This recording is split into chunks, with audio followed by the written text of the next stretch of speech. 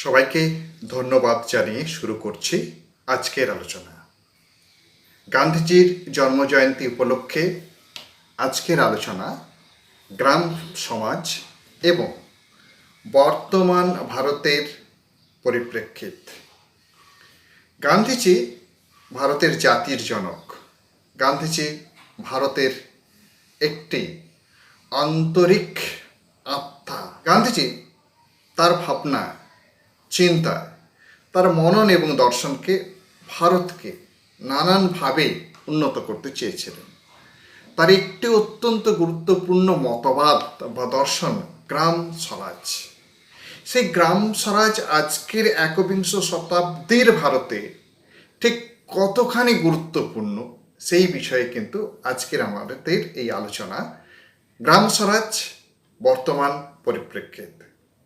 আমরা যদি আলোচনা করি আজকের এই বর্তমান পরিস্থিতি দাঁড়িয়ে, তাহলে 2014 সালের একটি HDA অর্থাৎ হিউম্যান ডেভেলপমেন্ট রিপোর্ট ইউনাইটেড নেশনের যদি নেই, তাহলে আমরা দেখতে পাবো যে ভারতবর্ষের হিউম্যান ডেভেলপমেন্ট 135th প্লেস, অর্থাৎ সমগ্র বিশ্বের যত দেশ আছে সেই উন্নয়নের নিরিখে যদি আমরা দেখি, ভারতবর্ষের উন্নয়ন রেখা তাহলে 135তম স্থানে। সহজেই বোঝা যায় যে আফটার 73 ইয়ার্স অফ ইন্ডিপেন্ডেন্স, অর্থাৎ একটি পা ফেলে 73টি বছর অতিক্রম করে আমাদের ডেভেলপমেন্টের জায়গায় আমরা আছি 135তম। এর থেকে আর দুঃখের কি হতে পারে? সিম্পলি যদি আমরা ভারতের অর্থনীতি দেখি, তাহলে ভিলেজ এবার dumping ground of urban West, অর্থাৎ আরবান শহরের যে ওয়েস্ট বর্জ্য পদার্থ ফেলার একটা জায়গা মাত্র গ্রাম, এছাড়া কিছুই না। এখানে এখনো কাস্ট, জেন্ডার বায়াস এবং তার প্রবলেম নানানভাবে আমাদেরকে নানান সময় পীড়িত করছে। আমরা প্রত্যেক দিনের খবরের কাগজে এলে দেখতে পাই দলিত সমস্যা, কৃষি সমস্যা, কৃষক সমস্যা নানানভাবে আজ ভারত জর্জরিত। এবং ইল এফেক্ট অফ অ্যালকোহল, নানানভাবে এই অ্যালকোহলের ইল এফেক্ট গ্রামগুলোকে কিন্তু খুব খারাপ জায়গায় নিয়ে গেছে। বিভিন্ন স্টেট গভর্নমেন্ট এই অ্যালকোহল শপ খোলার জন্য অত্যধিকভাবে উৎসাহী, কেননা তাদের রেভিনিউ আসবে, অর্থাৎ ট্যাক্স যত বেশি হবে সরকারের তত লাভ। কিন্তু আমাদের যে জাতীয় জীবন, আমাদের যে অর্থনৈতিক উন্নয়ন, আমাদের যে ডেভেলপমেন্ট, সেই ডেভেলপমেন্ট কিন্তু কখনো ভারতের গ্রাম ছাড়া হতে পারে না। কেননা 70%-এর উপর মানুষ এখনো গ্রামে বাস করে। ভারতের অর্থনৈতিক মূল স্রোত কিন্তু গ্রাম থেকে আসে। আর সেই গ্রামগুলো যদি dumping ground of urban West হয়, স্বাভাবিকভাবে আমাদের ভারতের সেই উন্নয়নের জায়গায়, শিখরের জায়গায় কখনো পৌঁছানো সম্ভব নয়। অর্থাৎ আমরা এখানে একটা কথা বারবার বলবো যে গ্রাম যদি উন্নত না হয়, তাহলে কিন্তু স্বাভাবিকভাবে আমাদের জাতীয় উন্নয়ন সম্ভব নয়। বর্তমান যে গ্রামের পরিস্থিতি, এই পরিস্থিতির উন্নয়নের জন্য বহু বছর আগে গান্ধীজির যে পরিকল্পনা, অর্থাৎ গ্রাম স্বরাজ, সেই বিষয়টা কিন্তু আজকে অত্যন্ত প্রাসঙ্গিক, অত্যন্ত গুরুত্বপূর্ণ। গান্ধীজি তার মতবাদ এবং স্বাধীনতা এগুলো কিন্তু ওতপ্রোতভাবে জড়িত। গান্ধীজি ভারতের স্বাধীনতা আন্দোলনে এক অত্যন্ত গুরুত্বপূর্ণ ব্যক্তিত্ব। সত্যাগ্রহ আন্দোলন, অসহযোগ আন্দোলন, লবণ আইন প্রত্যাহার আন্দোলন, ভারত ছাড়ো আন্দোলন, অর্থাৎ জাতীয় কংগ্রেসের এই আন্দোলনের রূপরেখা কিন্তু মহাত্মা গান্ধীর হাত ধরেই সূচিত হতো। ভারতবর্ষের স্বাধীনতা সংগ্রাম এবং স্বাধীনতা পরবর্তী অনেক ভাবনা চিন্তা আমরা কিন্তু মহাত্মা গান্ধীকে কেন্দ্র করে নিয়েছি। ফলে স্বাধীনতা আন্দোলন করতে গিয়ে ডাইরেক্ট এবং ইনডাইরেক্ট জাতীয় উন্নয়নের কথা তিনি ভেবেছেন। শুধুমাত্র আন্দোলন সংগ্রামের মধ্যে নয়, তার নীতি নির্ধারণ, তার মনন এবং চিন্তার মাধ্যমে ভারতের জনগণের কোথায় কিভাবে উন্নয়ন করা সম্ভব সেদিকে কিন্তু বারবার নজর রেখেছেন মহাত্মা গান্ধী, যে কারণে তাকে জাতির জনক হিসাবে আমরা আখ্যা দিই। সত্যমেব জয়তের সেই বাণী আমরা আজ প্রতি পলে পলে দেখতে পাই। সনাতন ভারতীয় সংস্কৃতি, তার বুনিয়াদী শিক্ষা, ভিলেজ সেলফ রুল এবং গ্রাম স্বরাজ, এটা অত্যন্ত একটি গুরুত্বপূর্ণ তার মতবাদগুলির মধ্যে। অর্থাৎ গ্রাম self rule, village self rule অর্থাৎ গ্রাম স্বরাজ, এটা কিন্তু অত্যন্ত গুরুত্বপূর্ণ। The idea of Gram Swaraj is that it is a complete republic independent of its neighbors for its own vital wants and yet interdependent for many others in which dependence is a necessity. অর্থাৎ the idea of গ্রাম স্বরাজ, অর্থাৎ এই গ্রাম স্বরাজের এই ধারণাটা is that হয় যে it is a complete Republic independent and it's neighbour for its own vital wants. তার যে নাইবার প্রতিবেশী, সেই প্রতিবেশীদের মধ্য থেকে তার ভাইটাল ওয়ান্টসগুলো অর্থাৎ মূল যে গুরুত্বপূর্ণ দরকারগুলো মিটবে, এবং ইয়েট ইন্টারডিপেন্ডেন্ট, একটা গ্রামবাসীর সঙ্গে আরেকটা গ্রামবাসী পরস্পর নির্ভরশীল থাকবে for many others which is dependent is necessary, যেখানে কিন্তু নেসেসিটি কিন্তু অত্যন্ত গুরুত্বপূর্ণ সেই সমস্ত জায়গাগুলোতে। অর্থাৎ এই যে গ্রাম স্বরাজ, এই গ্রাম স্বরাজের মূল ধারণাটা কোন বেসিসে তৈরি? India lives in it's village, অর্থাৎ ভারত কিন্তু তার গ্রামকে নিয়েই কিন্তু গড়ে ওঠে। ভেদিক ওয়ার্ড যদি দেখি, বৈদিক শব্দ এই যে স্বরাজ, সেই কথাটা হচ্ছে self rule and self restrained. অর্থাৎ আমরা আমাদের নিজেদেরকে যেমন প্রতিযোগিতার মধ্যে আমাদের ওয়ান্টসগুলোর মধ্যে উদ্বর্তন করতে পারবো, ঠিক সেই রকম আমাদের যে রুলটা, আইনটা, প্রশাসনটা আমরা নিজেরাই নিয়ন্ত্রিত করব।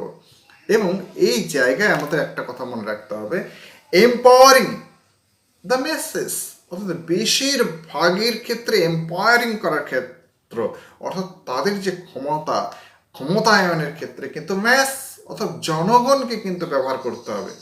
এইটাই হচ্ছে আইডিয়াল ভিলেজের আইডিয়া।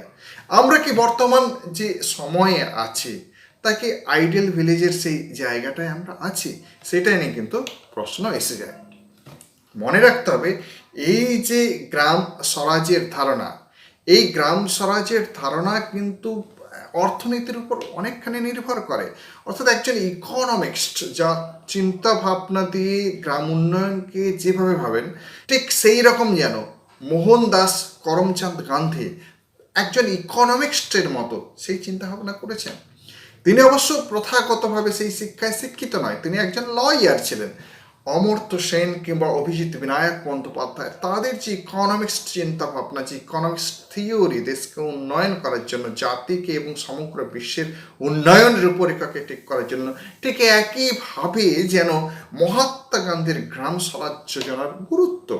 অর্থাৎ এই জায়গায় আমাদের যদি ধরি তাহলে সোশিও ইকোনমিক ডেভেলপমেন্টের যে জায়গা, সোশিও সমাজ, ইকোনমিক অর্থনীতি এবং তার যে ডেভেলপমেন্ট, সেই ডেভেলপমেন্টের জায়গায় কিন্তু অবশ্যই গ্রাম স্বরাজ অত্যন্ত গুরুত্বপূর্ণ। অর্থাৎ আমাদের যে পুরনো গ্রাম মডেল আছে, সেই পুরনো গ্রাম মডেলগুলোকে ভেঙে আমরা নতুন চিন্তা ভাবনা করব, নতুনভাবে এগিয়ে যাব।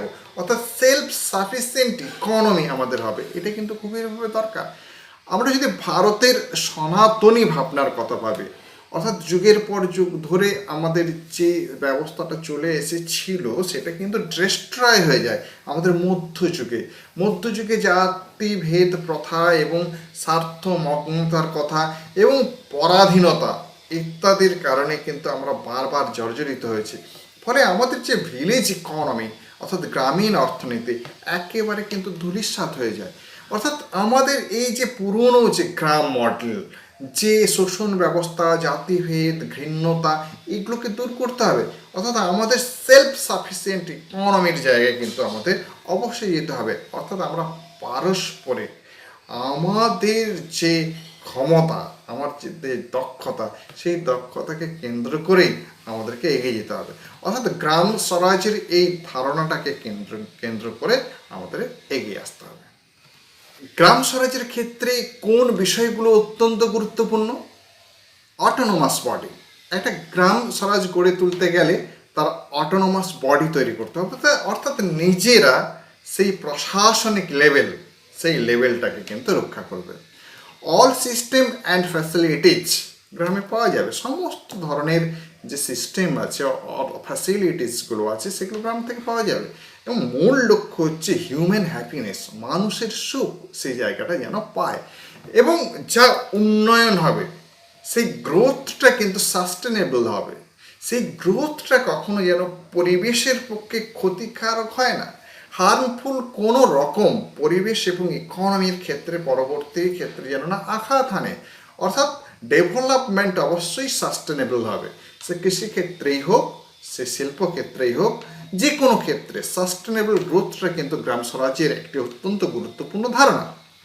এবং যা কিছু গ্রাম স্বরাজের ভাবনা হিউম্যান সেন্ট্রিক, অর্থাৎ মানুষ কেন্দ্রিক, মানুষের প্রকৃত ভালো হবে, সেটা যেমন অর্থনৈতিক দিক থেকে, সামাজিক দিক থেকে, পলিটিক্যাল দিক থেকে এবং আধ্যাত্মিক ভাবনা গুরুতর দিকে থেকেও।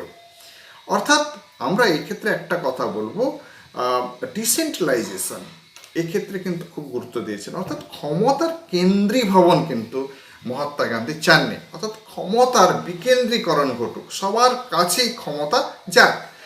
এবং সেটা বিহেভিয়ারের ক্ষেত্রে, ট্রাস্টিশিপের ক্ষেত্রে, চ্যারিটির ক্ষেত্রে, লিজার এবং স্যাংটিটির ক্ষেত্রে কিন্তু এটা অত্যন্ত গুরুত্বপূর্ণ বিষয়। অর্থাৎ একে অপরের ট্রাস্টশিপ থাকবে, উদারতা থাকবে, আমাদের বিহেভিয়ারাল যে বিষয়গুলো সেগুলো অত্যন্ত মধুর হওয়ার প্রয়োজন আছে। এই জায়গাগুলো কিন্তু আমাদেরকে রাখতে হবে। এবং এইগুলোর মধ্যে গ্রাম স্বরাজের আরেকটি গুরুত্বপূর্ণ হচ্ছে ইন্টারডিপেন্ডেন্স, অর্থাৎ গ্রামের একজন মানুষ আর একজন মানুষের উপর ডিপেন্ডেন্ট হবে। অর্থাৎ মূল কথা হচ্ছে মানুষের উপকার, এইটাই হচ্ছে মুখ্য কথা। আমি এতগুলো কথা এই কারণে আমি আলোচনা করছি যে তার গভীরতা, গ্রাম স্বরাজের গভীরতা কতদূর ছড়িয়ে আছে। এক্ষেত্রে আমি একটা কার্ল মার্কসের থিওরিজের কথা যদি আলোচনা করি, গান্ধীজির থিওরিজ যখন আমাদের ভারতবর্ষে অত্যন্ত গুরুত্বপূর্ণ হচ্ছিল, ঠিক সেই সময়ে কার্ল মার্কসের থিওরি, দ্বন্দ্বমূলক বস্তুবাদ, এই সমস্ত ভাবনাগুলো সারা পৃথিবী জুড়ে ছড়িয়ে পড়েছিল। রাশিয়ার বিপ্লবের পরবর্তী কাল থেকে সেই কমিউনিজম, মার্ক্সবাদ প্রচণ্ড ছড়িয়ে পড়ে। মার্ক্সবাদের ধারণা হচ্ছে আমাদের একটা কমিউনিটি থাকবে এবং পরস্পরের হেল্প, সাহায্য, সহযোগিতা নিয়ে আমাদের জাতি হবে। সেখানে কেউ অত্যন্ত ধনী হবে, কেউ অত্যন্ত গরিব হবে, অর্থাৎ বুর্জোয়া এবং প্রলেতারিয়াত, এই ভাবনা দূর করার জন্য মার্ক্সের থিওরি অত্যন্ত গুরুত্বপূর্ণ। মার্ক্সের থিওরি মানুষের কথা বলে, ঠিক একইভাবে মার্ক্সের থিওরির মতো অবশ্যই গান্ধীজির থিওরির এক পথ নয়, কিন্তু ভাবনার সমান্তরালতা আছে। কেন? গান্ধীজিও কিন্তু চেয়েছিল মানুষের প্রকৃত উন্নয়ন, সাস্টেনেবল ডেভেলপমেন্ট, যে ক্ষেত্রে কার্ল মার্কস এবং গান্ধীজির থিওরি কোথাও যেন উদ্দেশ্যগতভাবে মিলে একাকার হয়ে যায়। অর্থাৎ প্রেস ইন্ডিপেন্ডেন্ট যে জায়গাটা, সমস্ত মানুষের থাক কিংবা ইন্টারডিপেন্ডেন্ট যাই থাক, পরস্পরের সাহায্য সহযোগিতায় কিন্তু মানুষ বড় হয়ে উঠবে। মানুষের তার কৃষ্টি, তার সংস্কৃতি, তার সমাজ, অর্থনীতি, পলিটিক্যাল সিচুয়েশন, আধ্যাত্মবোধ সব যেন একটা উন্নয়নের শিখরে পৌঁছায়। এক্ষেত্রে একটা কথা বলবো যে fresh independent unit of village, অর্থাৎ একটা ইউনিট, ইন্ডিপেন্ডেন্ট ইউনিট গ্রাম হবে তখন, যেখানে আমরা food, ক্লোদিংস and other basic necessities কিন্তু আমরা পাবো। অর্থাৎ গ্রামের কৃষকরা ফুড তৈরি করবে, খাদ্য তৈরি করবে, এবং যারা ক্লোদিংস তৈরি করে, জামা কাপড় ইত্যাদি তৈরি করে, তারা তাদের উপর নির্ভর করবে এবং পরস্পরের উপর নির্ভরশীল, এবং আদার বেসিক যে নেসেসিটিসগুলো আমরা আছে সেগুলো গ্রামের কেউ না কেউ পূরণ করবে। ফলে কী হবে, আমাদের গ্রামের মধ্যে একটা ইন্টারডিপেন্ডেন্ট করে দেবে, মানে একের উপর অপরের একটা নির্ভরশীলতার সেই জায়গা।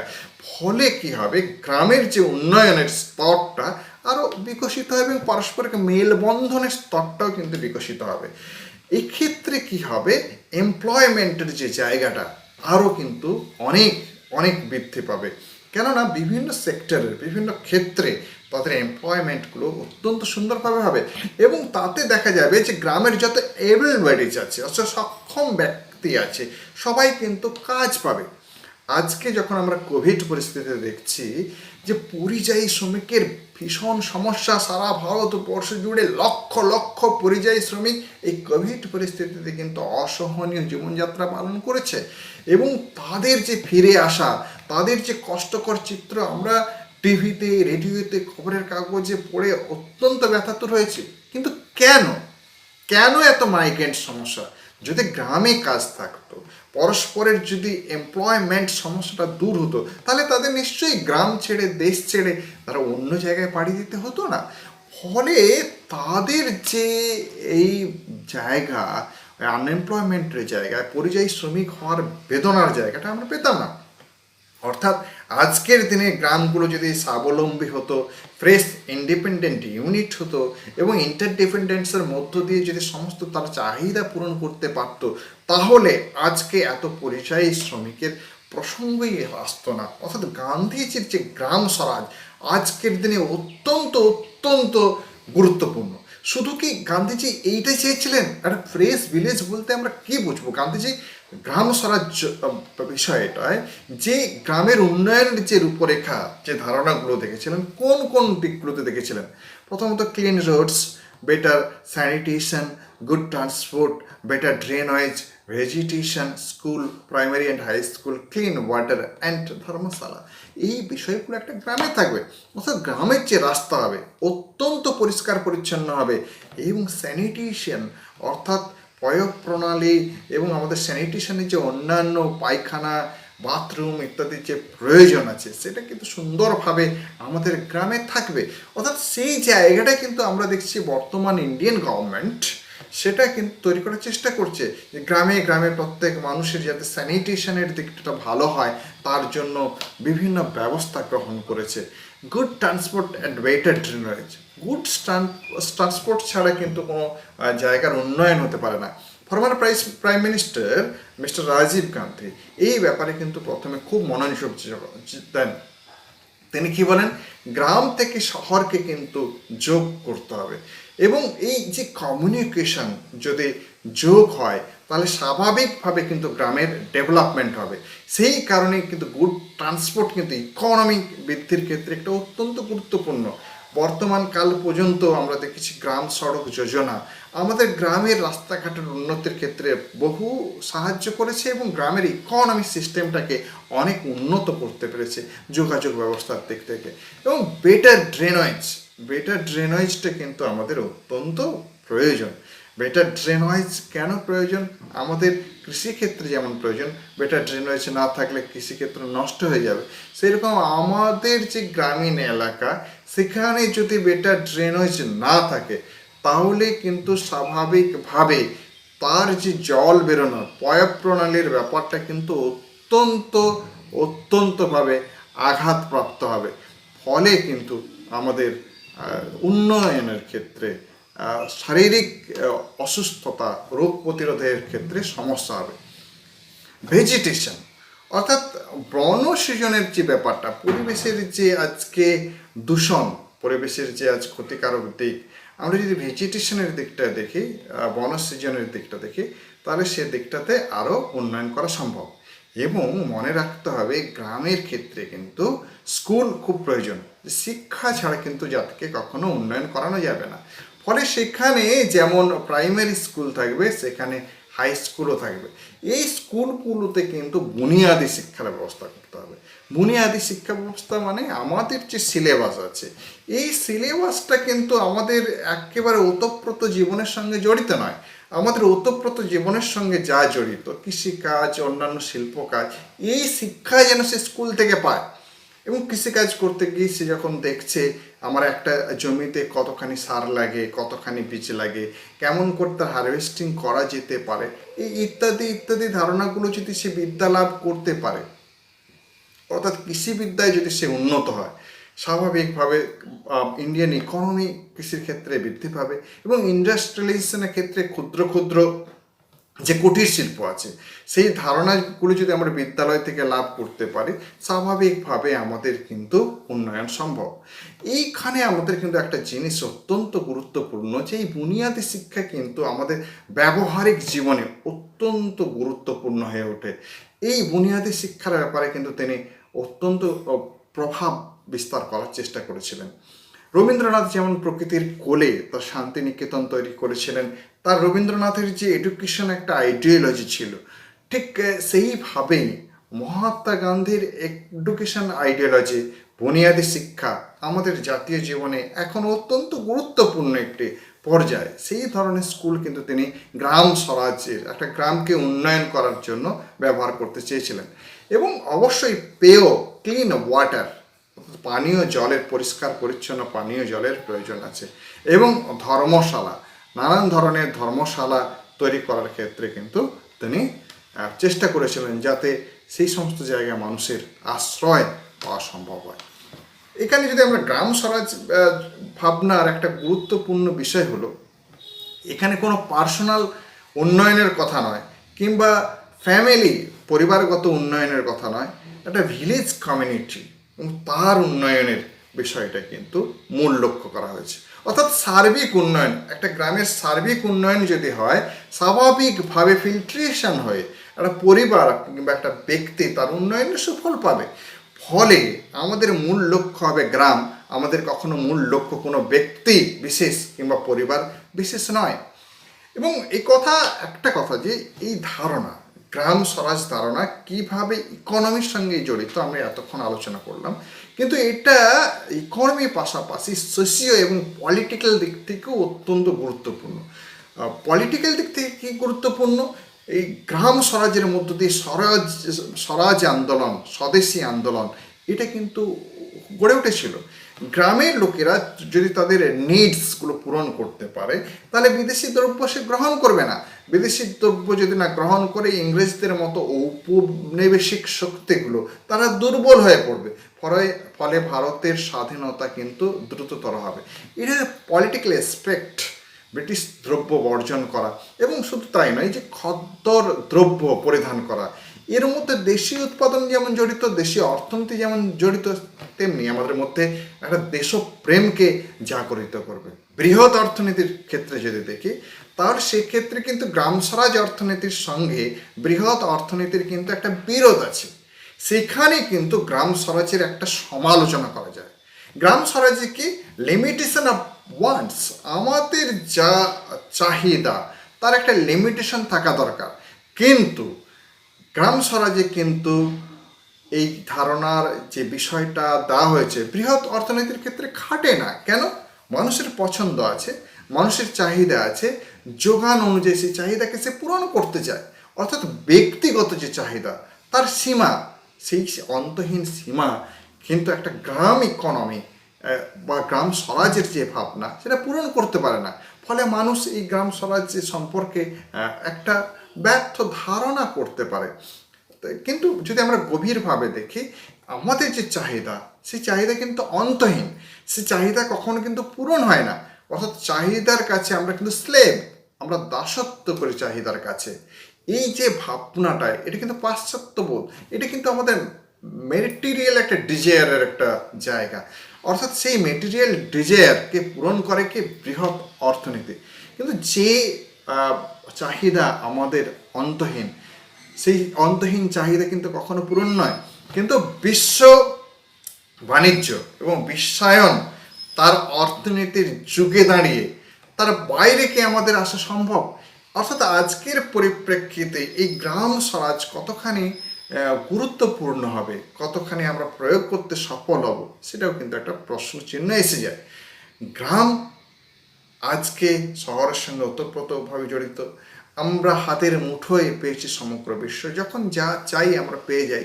অর্থাৎ গ্রামের গণ্ডিবদ্ধ জীবনে তার ইকোনমি, তার চাহিদা পূরণের ক্ষমতা আমাদের কি সত্যি সত্যি তৃপ্ত করতে পারবে? বর্তমানের যুগ যন্ত্রশিল্পের যুগ, নগরায়নের যুগ।